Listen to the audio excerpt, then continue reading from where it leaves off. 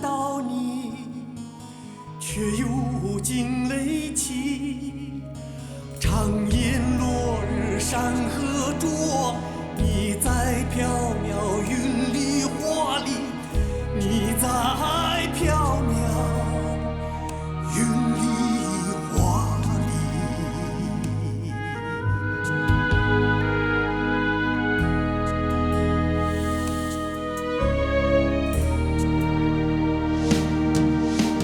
唱歌一曲，好风好梦好歌好一起。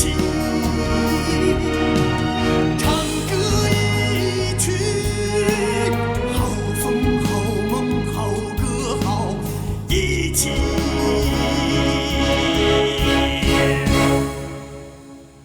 唱歌一曲。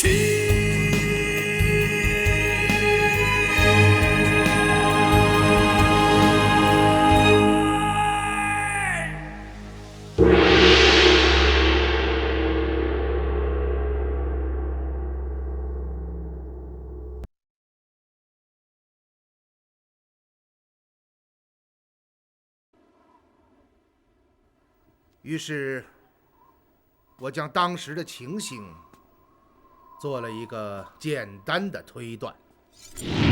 小桃姐，你们来了。哎，有个黑影跑过去了，你们看见了吗？没有啊。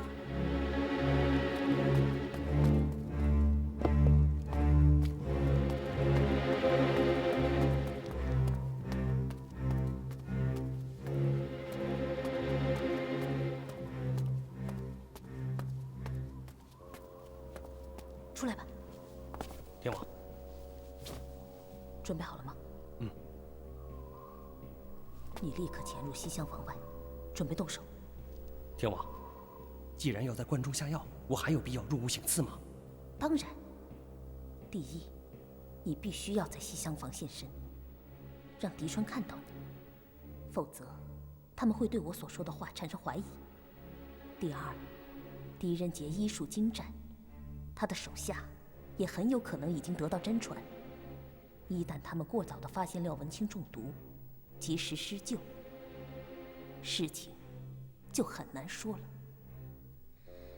之所以要你入室行刺，就是为了要把他们的注意力吸引到你的身上，令其无暇顾及廖文清。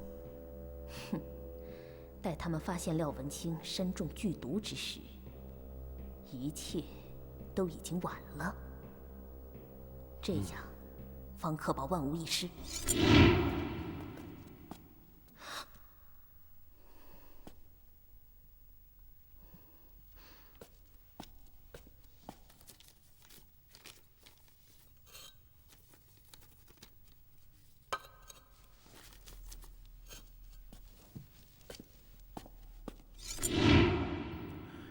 我反复推理了这个过程，最终认为，不管从时间上还是空间上，都是最合理的，也可以说这是唯一的解释。哼，不错，事情的确是这样。想明白了这一点，几天前张环曾经对我说起的一件事，自然而然地跃入了我的脑海。当时他跟踪王强到城中的一家青楼翠红院门前，看到王强走了进去，他本想跟进去查个究竟，却被老鸨轰了出来。快滚！知道没有？再不走，叫人出来揍你一顿。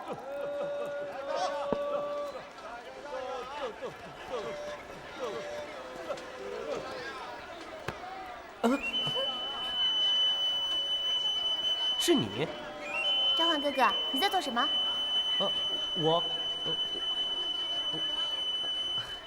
哦，我明白了，你自己偷偷跑出来下馆子，对不对？哎，对对对，哎对。你放心吧，我不会告诉狄春哥哥和李朗哥哥。那就多谢了。哎，小桃，你在这儿做什么？哦，我来抓药啊。张环告诉我说，他在翠红院门前遇到了上街买药的小桃。起初我并没有在意，因为我确实曾经让小桃为廖文清抓药。然而当我开始怀疑小桃之后，此事便引起了我的注意。当时我想，为什么王强和小桃会在同一时间出现在同一个地点？难道这真的是巧合吗？于是我忙里偷闲，到翠红院所在的平阳街上去看了看。令我惊奇的事情发生了，那条街上根本就没有药店。然而直到此时，我还没有做出最后的判断，因为我想，也许是小姑娘天性爱玩，买完药后到平阳街上逛上一逛也未可知。于是回府后，我查看了药包上店铺的名称，那药店叫百草堂。我立刻命狄春前去探问这家药店所在的位置，得到的回答是，百草堂在凉州城南，而平阳街则在城北，两者相距10几里地。于是一个结论就产生了：小桃和威尔一样，都是黑衣社潜伏在我身旁的卧底，而小桃很有可能就是王强要见的人。你们查到了翠红院？正是。好，二位请随我来，有几样东西要给你们看一看。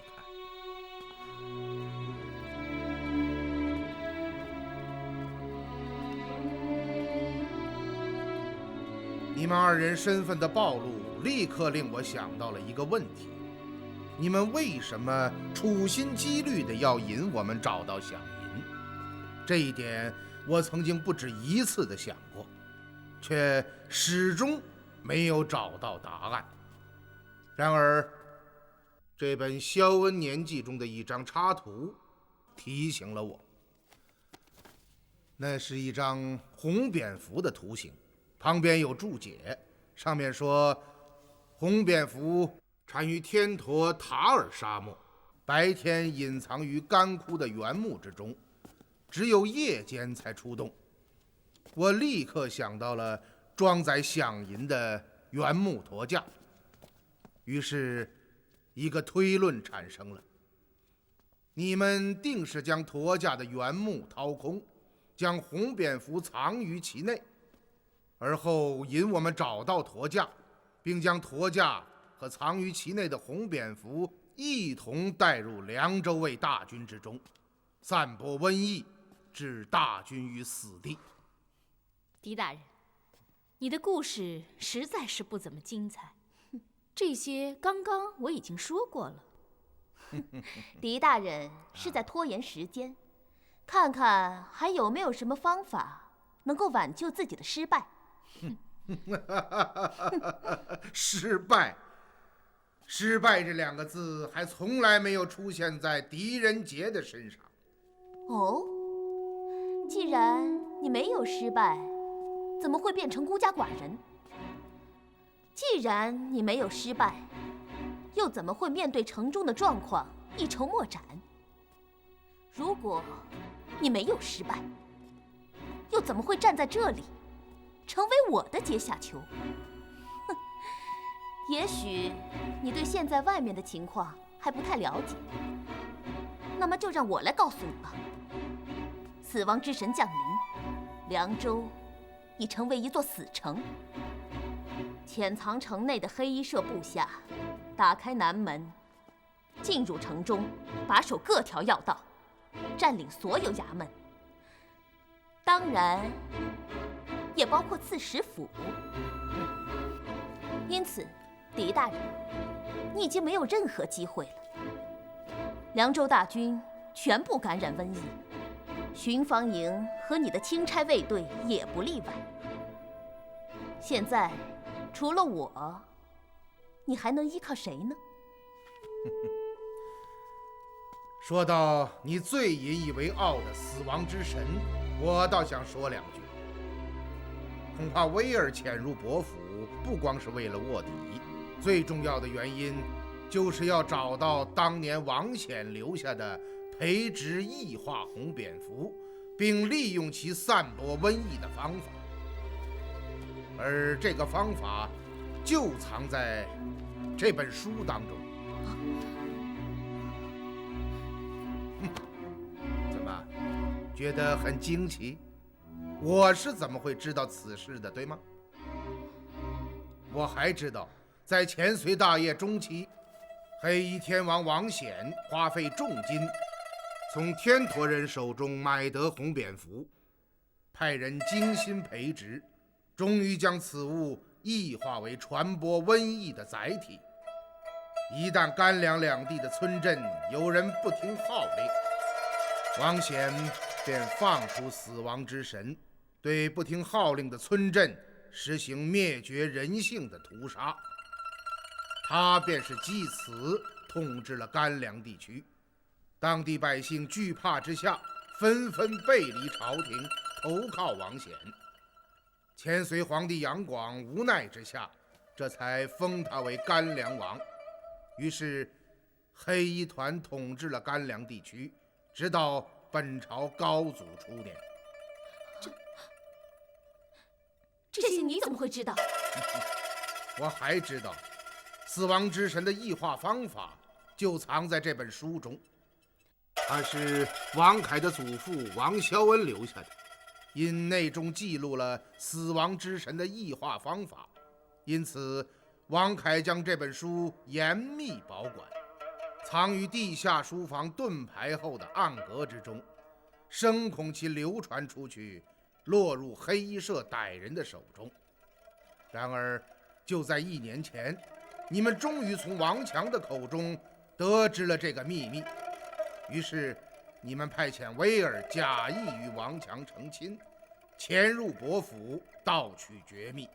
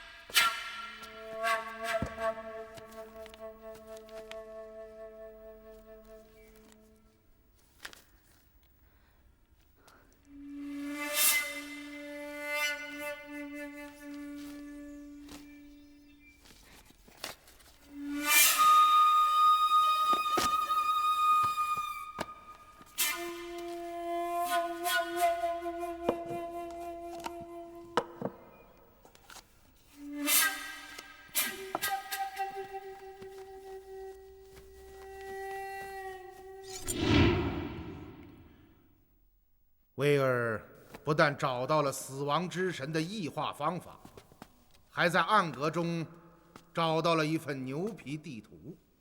你们来看，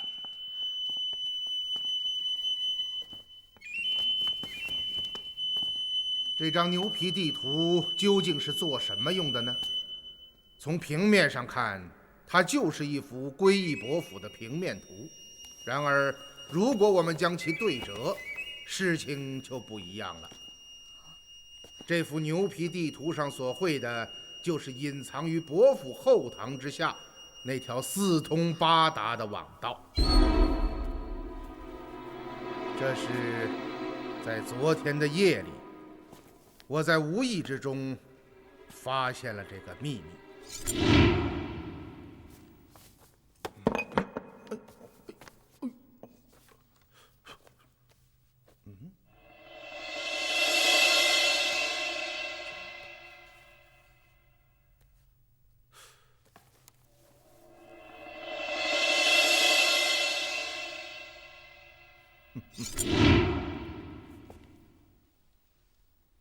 这一发现使我喜出望外。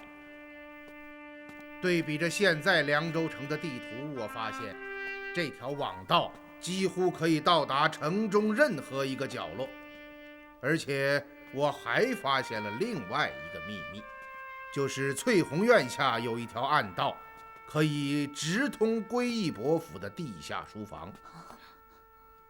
就在此时，李元芳回来了。他奉命跟踪天陀人的尸体和死亡之神，已经有几天时间了。对于我来说，他的出现无异于雪中送炭。元芳将几天来跟踪暗探的收获向我详详细细地说了一遍。我将所有情形综合起来，经过一番分析推理，真相终于浮现在了我的眼前。哦，我们倒很想听一听。当威尔找到了死亡之神的异化之法，又意外地发现了伯府地下网道图后，他将此事禀告了小桃，于是一个恶毒凶残的计划便产生了。你们派出镇卫圣骑士，将凉州附近很多村子的农民骗入黑暗之山，用麻药将死亡之神麻醉后，包进果叶之中，命村民们吞下。而后以王家堡村为首的一部分村民先行进入凉州城中，分驻在紫韵街的10几家客栈之中，其余的人则是分批潜入城中，从翠红院中的暗道进入地下网道，只待村民们身体中的死亡之神异化完毕，破体而出，你们就打开全城所有网道的暗门，将死亡之神放入凉州，令全城感染瘟病。而后早已埋伏在城中的黑衣社成员打开城门，迎接大队入城。就这样，你们兵不血刃，凉州便轻而易举地落到了你们的手中。不光如此，我们与凉州附近的10几个部族早已达成协定，只要我们的地狱行动计划成功，夺取凉州，消灭凉州卫，他们便立刻率军进城，与我会合，共同守卫凉州。这样，朝廷就再也奈何不了我们。原来是这样。昨天夜里，当我将所有的事情连接起来以后，我立刻感到这是一个巨大的阴谋。如果不赶快行动起来，凉州的局势会变得一发不可收拾。狄大人，我可真佩服你，说起口若悬河，恐怕这世上没有能比得上你的人。这样的吹嘘功夫，我们真应该好好向你学上一学。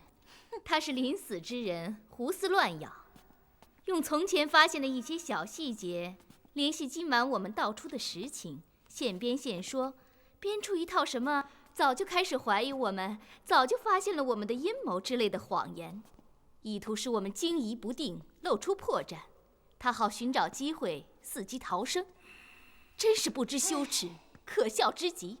我来问你，狄仁杰，既然你昨夜就已经想通了一切，为什么今天凉州城会落到我们的手中？既然你已经想到了一切，死亡之神为什么还会出现在凉州上空？既然你已经想到了一切，现在为什么会站在这里？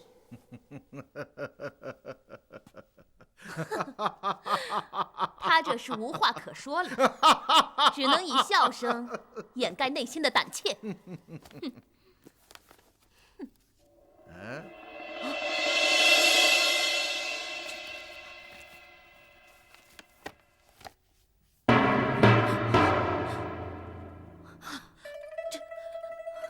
这几页纸你从何处得来的？当然是从黑暗之山。你说什么？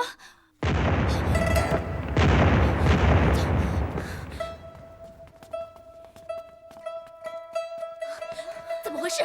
不知道，怎么回事？什么事啊？不知道啊。让我来告诉你们，这是怎么回事吧。这是凉州卫大将军封阳率麾下铁骑擒杀黑衣社逆党的声音。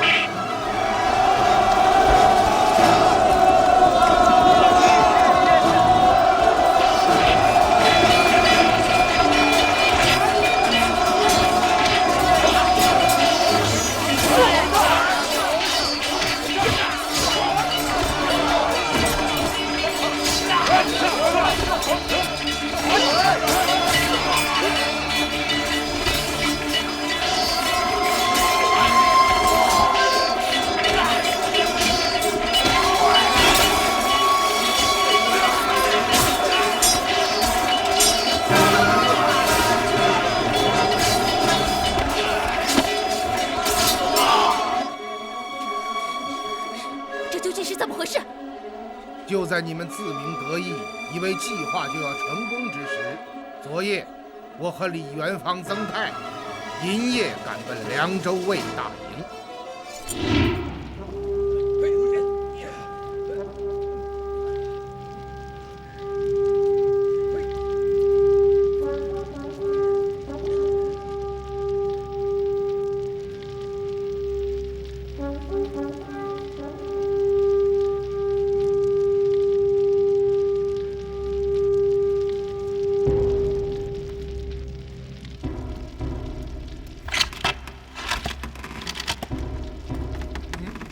来了，众军准备，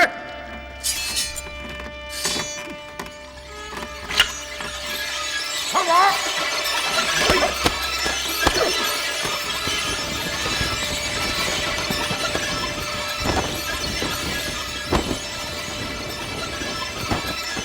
千军卫上前！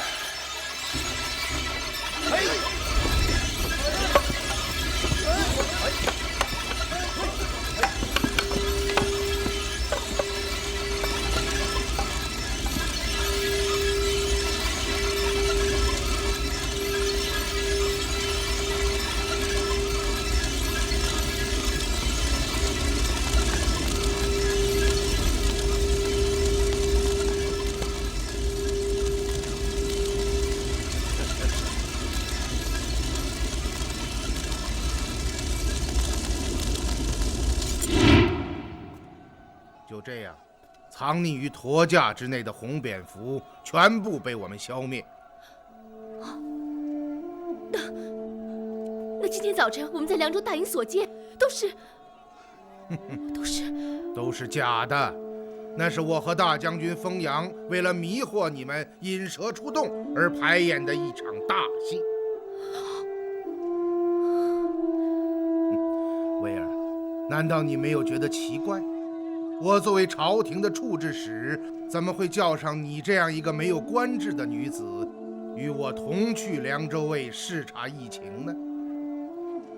其实这样做的目的，就是要让你亲眼看见大军感染了瘟疫，回去向上峰禀报，这样你们才会行动起来。而后我们率凉州卫大军星夜兼程，赶奔你们的老巢黑暗之山。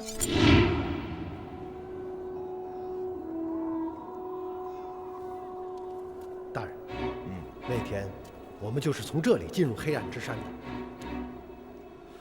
那么当时你们是怎么进去的呢？当时镇卫圣骑士命令熄灭火把，从这面岩壁上打开了一扇门。是这面墙壁？正是。我们就是从这扇门进入黑暗之山的。那你能肯定就是这里？能肯定。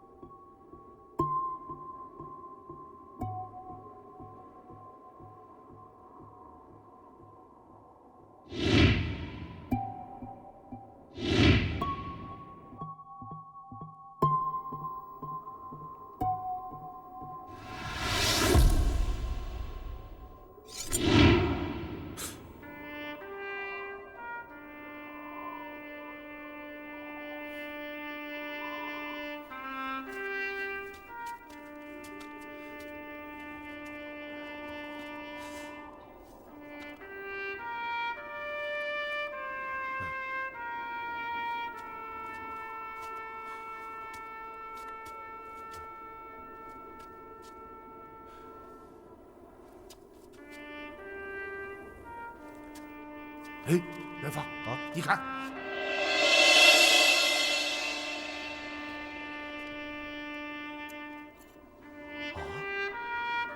大人，是把钥匙。张环，在。拿着钥匙插入山壁上方形图案，将锁打开。是。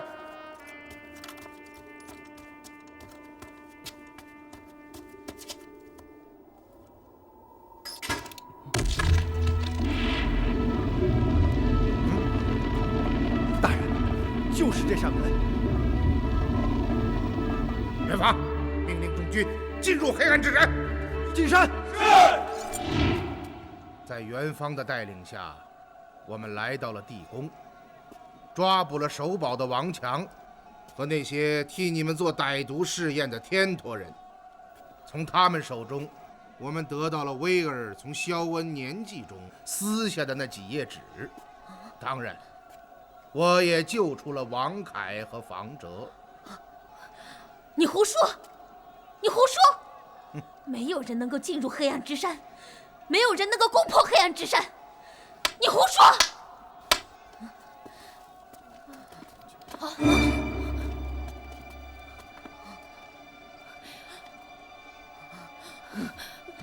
怎么样？现在该相信了吧？你们也许奇怪，我怎么会将黑衣社的过去了解得如此详细？这当然是王凯的功劳啊，爵爷。王凯不敢。说句实话，王凯对大人佩服的真是五体投地。通过对天陀人的审讯，我最终得知了如何化解和治疗死亡之神所散播的瘟病，如何将死亡之神从农民们体内驱出。于是今天清晨，我和元芳返回凉州，与曾泰会合，而曾泰则是率人整夜监视紫韵街上的客栈。待我们回来以后，曾泰告诉我，红蝙蝠从村民们体内变异成功，现已飞散到街上。于是我马上命巡防营封闭街道，将那几名被俘的天陀人带来，让他们负责抓捕潜逃的红蝙蝠。天陀人利用鲜血和尸体做诱引，果然将红蝙蝠悉数擒获。此事结束后，我按照天陀人提供的方法配制解毒药品，而后派人携解药前去医治遭受感染的百姓和客商。待这一切进行完毕之后，一个引蛇出洞的计划便全面展开了。大人，昨天夜里凉州卫各军中爆发瘟疫，时至眼下已有近10000人感染，300余人丧生。什么？刺史大人，大事不好了！城南的温阳街、平正街、龙兴街、上府街、县前街、农史街等大大小小10数条街道爆发瘟疫呀！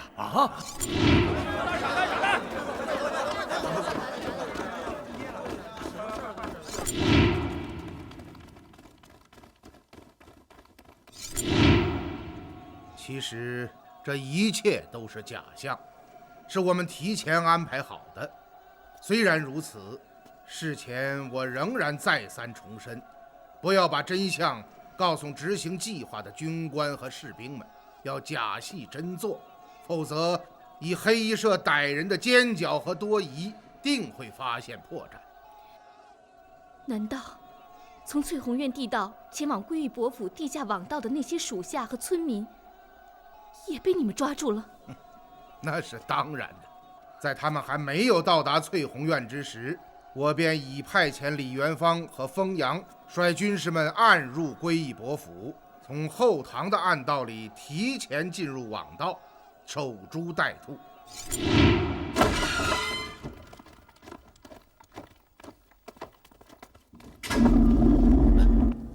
走。当你们的下属和村民们进入网道之后，早已埋伏在那里的军士们将他们一网成擒，而后将所有人押出网道。而我事先在伯府内设立了一个解毒之所，由天陀人负责用药物将村民体内的红蝙蝠驱除。可是我亲眼看到死亡之神从网道里成群结队的飞出啊！那不是死亡之神，而是我事前命人准备的几百只麻雀。啊，麻雀？正是。麻雀的体型虽然比红蝙蝠大得多，但在黑夜之中成群飞起，我想你们应该是分辨不出来的。果然，到了刚刚，你们还在认为凉州上空盘旋的是你们的死亡之神。你太可怕了，你太可怕了！能够想出这种毒计的人，不是更可怕吗？到了出京，一切安排就绪，按照计划，刺史府内开始上演最后一幕：狄春中毒，牵牛卫发病。其实这一切也都是早已安排好的。果然，你和威尔感到时机已经成熟，便下达了最后的攻击命令。而此时，我们的行动也开始了。集合凉州城内所有人众，准备出击。是。是谁？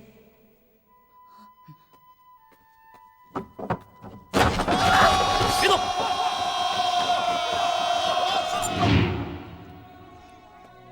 钦差卫队进入翠红院，逮捕了镇卫圣骑士和老鸨，并顺藤摸瓜抓捕了所有潜伏在凉州城中的奸细。然后他们换上了奸细的衣服，来到了南门。注意，戴上面具。走，走。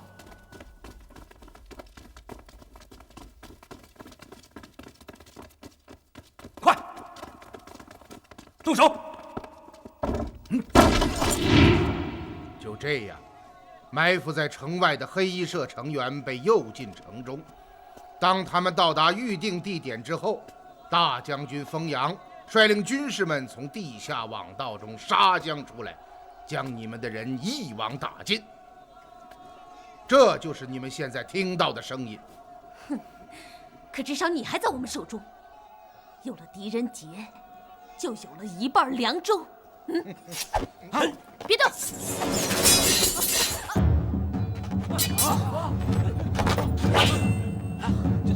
是你？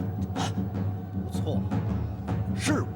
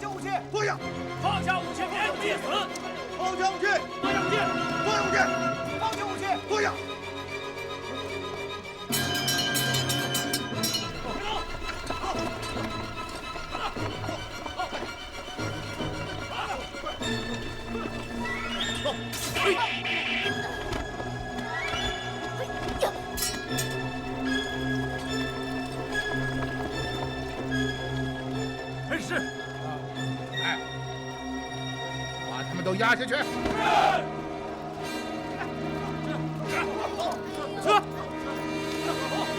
起来！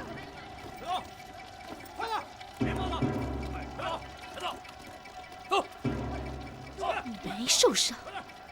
快走，就凭你这2下，还伤不了我。快点，快走，快走。可是我亲眼看着你们中了我的暗器，倒在地上的。今天你们所看到，全是假的。你们已经不该相信自己的眼睛了。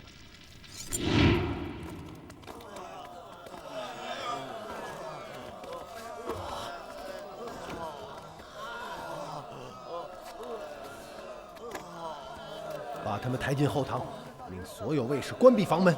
是。曾兄，我看事情有些不妙，我们马上去见大人。走。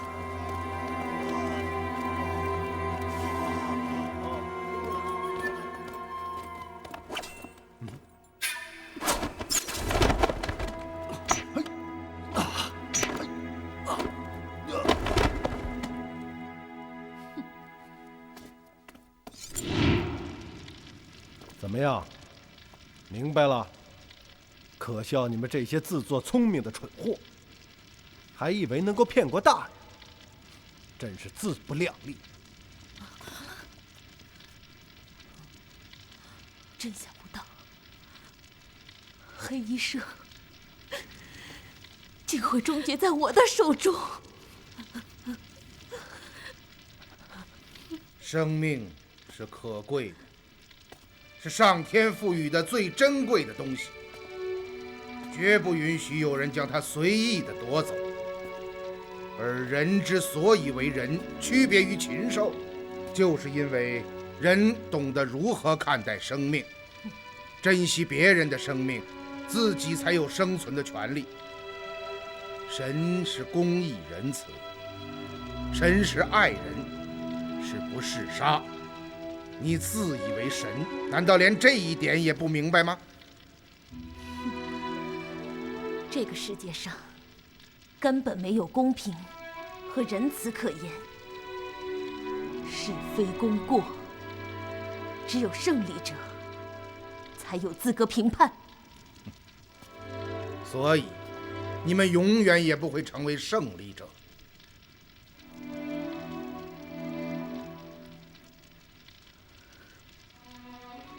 也许你说的有道理，狄大人，我能不能最后再提一个要求？说吧。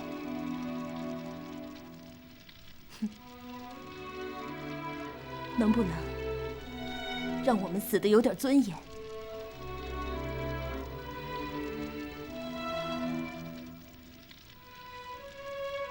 黑衣社曾经是你的对手，你应当尊重我们。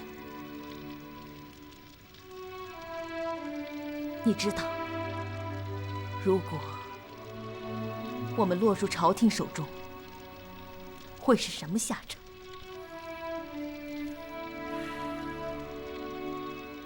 好吧，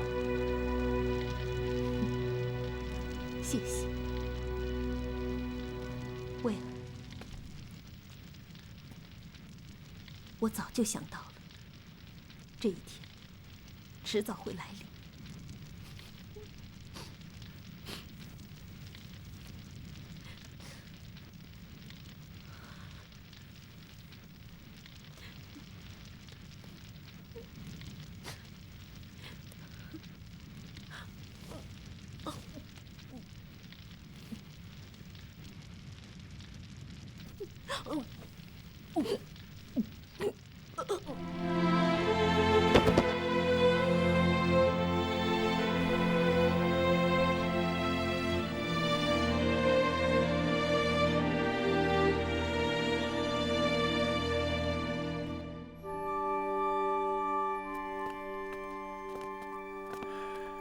此案终结，我们终于可以好好的睡上一觉了。大人，说句实话，3天没合眼，卑职已经不困了。但是，学生仍有一事不明。你说，那翠红院的地下暗道为什么只通到归义伯府的地下书房，而不直通地下网道呢？这个问题我也问过王凯。哦，他是怎么回答的？这条暗道是黑衣天王王显与他的情人幽慧氏所用。哦，而翠红院的前身就是王凯的先祖王肖恩的府邸。啊，王肖恩是黑衣天王王显的情人？正是。